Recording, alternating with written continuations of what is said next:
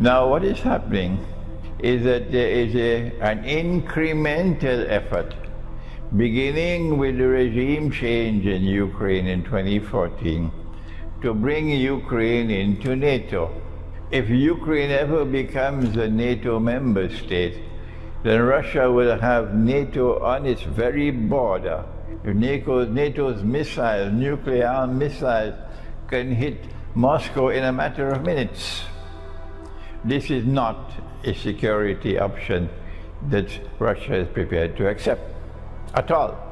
And so Russia has put its foot down. This is our red line. Whether you accept our red line or you don't accept our red line, that's your choice. This is our red line, that we will not allow a next-door neighbor state to pose such a tremendously dangerous threat to our security. So we're going to take steps to ensure the protection of our own security. When the Soviet Union wanted to put nuclear-armed missiles in Cuba, the Kennedy administration decided that this was too great a security threat for the United States.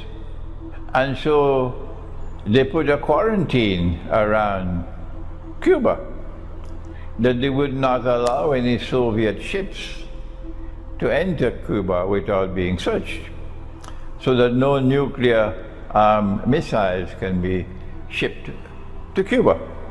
And that was 1962, and the world watched. We were on the brink of nuclear war. Does Cuba have the right? Does Cuba have the right to do what it wants on its own territory? At that time, the United States said, no, Cuba does not have the right to pose a significant threat to the United States. And so the United States intervened, and American ships, the Navy, surrounded Cuba. And the Soviet ships were coming with missiles.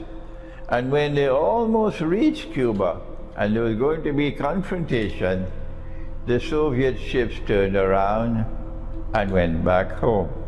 And so nuclear war was averted. Let us remind all those who are beating the drums, for Ukraine, let us remind you, if you need to be reminded, that in the same way that the United States expressed its concern for its own security and would not allow Cuba to have nuclear missiles that could reach the United States, similarly, Russia has to be recognized to have a right to protect its own security. It is a superpower. It's the most powerful military power in the world today.